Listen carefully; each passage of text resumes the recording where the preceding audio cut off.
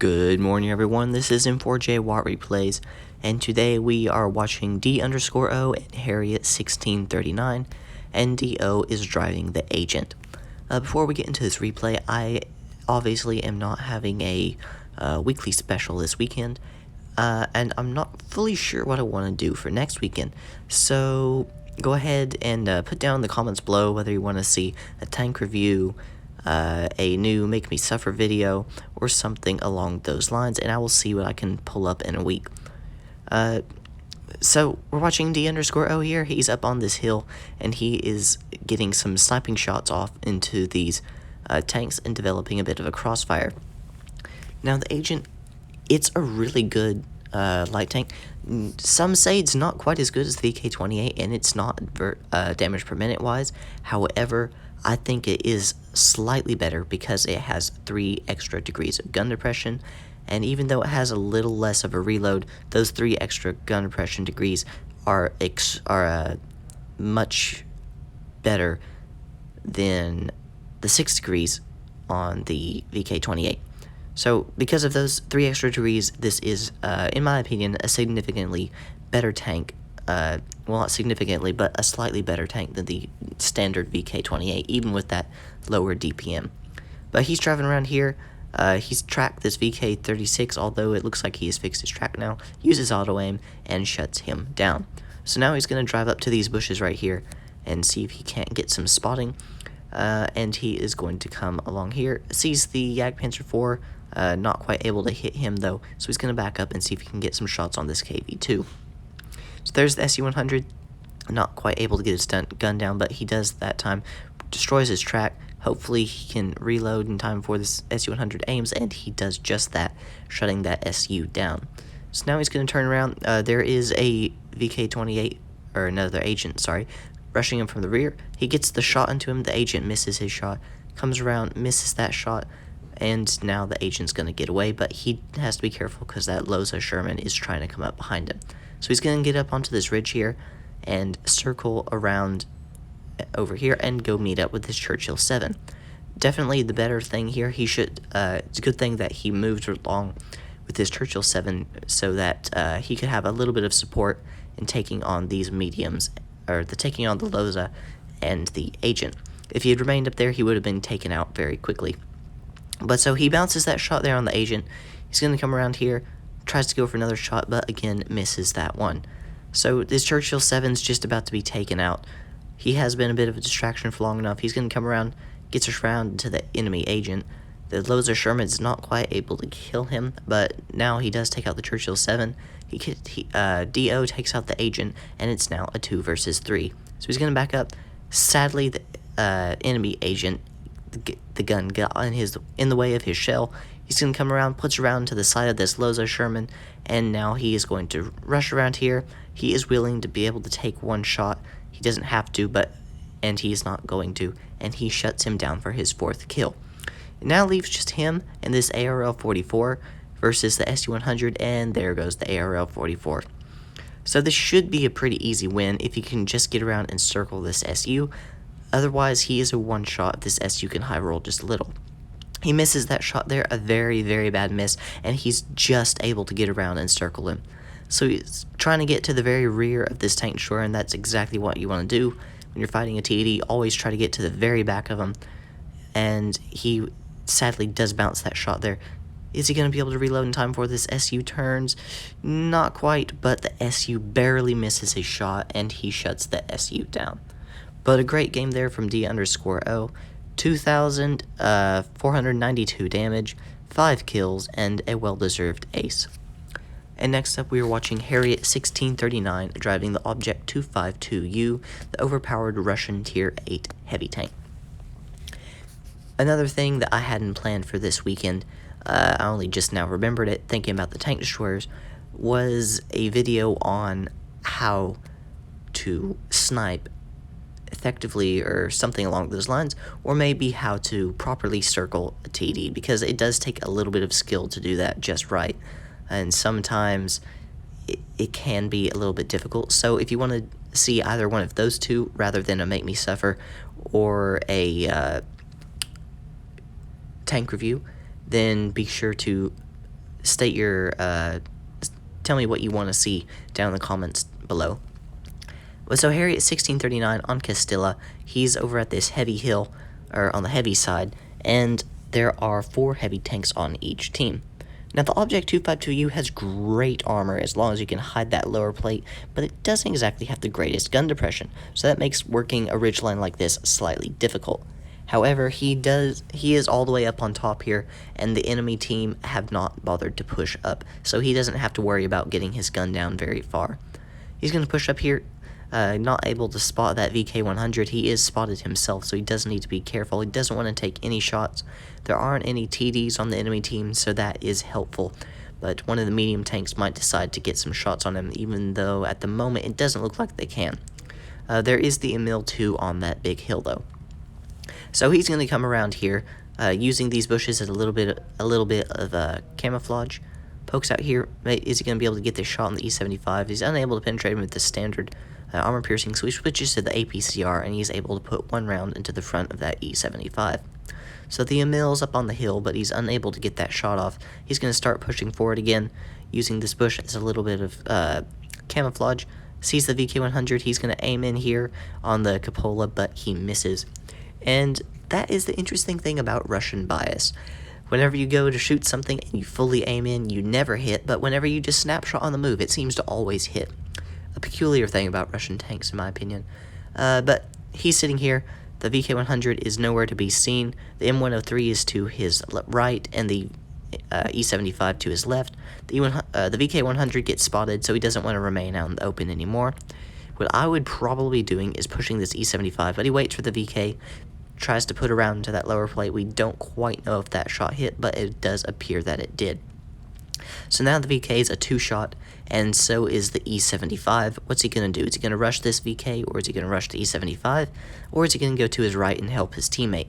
There's no need. The E75 decides to charge down the hill very foolishly there, and he is able to turn around and kill him. So there's the T-54 over in the river. He's going to rush the VK100, and that is definitely the right decision right now. If he were to help his teammate, the E75 that is now dead, it would have been a good idea, but there isn't much cover in that position, and this VK100 could just come up behind them and get some shots into this rear. So instead, he's going to come around here and take out this VK100 because he knows he can. He's just about done reloading. As long as he can penetrate this shot here, aiming for that cupola. Does he get it? No, he doesn't. He bounces that shot. The VK100 puts a round into his turret as well. The M103 is coming up behind. Hopefully his heavy tanks will be able to help him take care of this guy. And now he reverses around this VK, has the APCR loaded, puts a nice round into his side, and now he's going to use these rocks as cover while he reloads before he pokes out and tries to go for that M103. Now this M103 has his rear facing him. At this moment, if I was Harriet, I would poke out and load up the HE, but instead he uses the AP, gets 471. Nice little high roll there, but if he'd done the HE, that would have been a significantly more amount of damage. So the M103, he's a 1-shot now. He's going to back up. Is he going to be able to take him out? Yes, he is. And now it's a 3 versus 2. That leaves only the Emil 2 and the T-54 on the enemy team. The T-54 is a 1-shot, and there he goes, taken out by the Type 61. So now it's just the Emil 2 versus 3 tanks. We don't know where the Emil is exactly, but we do remember that he was spotted over by the medium side, somewhere up by that hill with the church on it. So he's going to start pushing around through the flank. There's the Emil, almost full health, so he needs to come over here, and sadly, there goes his Type 61. So now it's a 2v2, the Chieftain on his team, and Harriet over here with this Object 252U. They should be able to take this Emil out, but it looks like his Chieftain just took a shot from the Emil 2. So they're going to keep pushing along here. He's telling his Chieftain to hold position. He's up on the ridgeline over there in the city. If he can just remain at that spot there, hold down, he should be able to distract this Emil while Harriet flanks around from the rear, and then they can both push together. So the Chieftain still needs to hold. He can't push quite yet, and as you can see, Harriet's hitting negative there, telling him, no, don't move yet. Wait until I get around behind him. but the chieftain does not care, and he is just pushing forward. So now Harry is behind this Emil 1, or Emil 2, puts a round into his side, and now he's got to back up on this reload because he doesn't want to take any shots from this Emil 2, being as he's only about half health.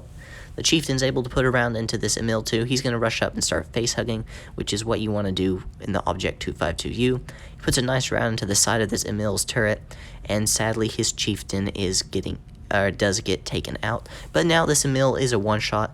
Harriet loads up the APCR. He's trying to keep his gun up to keep from being penetrated, and he bounces that shot there. So he's sitting here. He does get a nice bounce from the heat on the Emil 2. Is he going to be able to get another one? I don't know exactly what this Emil is doing, keeping his gun raised in the air. It's not going to help him any, because this APCR will just go through him like butter, and that is that. So with 30 seconds left to spare, Harriet takes out the Emil 2 for his 4th kill, putting him at 3,932 damage and 1,400 base XP.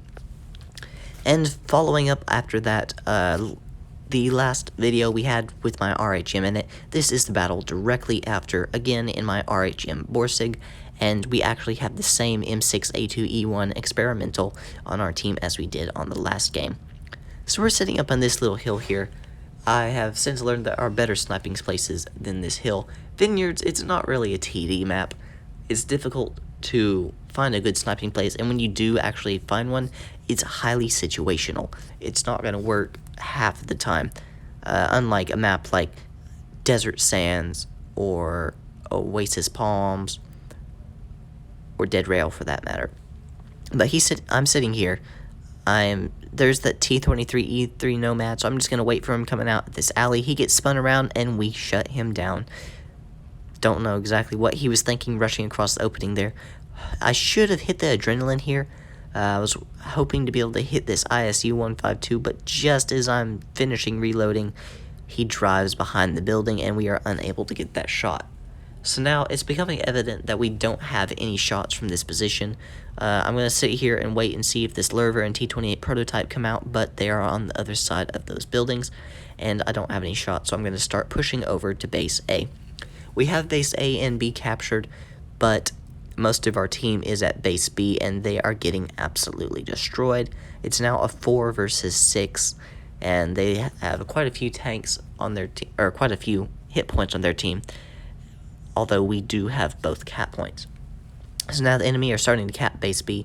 I can't quite hit that T-28 prototype, so I'm going to poke out all the way over here and just sit here, reset my camo net, and wait for one of the tanks to poke around the alley. And there's the Annihilator and the ISU, but neither of them remain out long enough for me to be able to aim and hit them. But here comes the AMX M445. So I'm going to poke forward here and just aim in while he's exposed. Is he going to drive out sidewards? Yes, or frontwards? Yes, he is. We get a nice armor-piercing round into his front, and now we're going to back up. We weren't spotted from that, fortunately, since it was just a heavy tank, but it's now a 2 versus 5. So this is not a good situation. It's just me and the Dracula. The Dracula can spot for me, and I can do some sniping, but I have a long reload and a very large gun, and the penetration is not even that great. So I'm telling him, spot the Dracula, but don't, or Dracula, go around, spot them, but don't die. Just don't die. We can still win on cap points. We still have time. So I see this T-28 prototype. I should have loaded the HE, but I just went with the armor piercing instead and leave him down at a one-shot. And there goes our Dracula. So it's now a 1 versus 5. And I've never won a 1 versus 5 before. I've never had the opportunity to.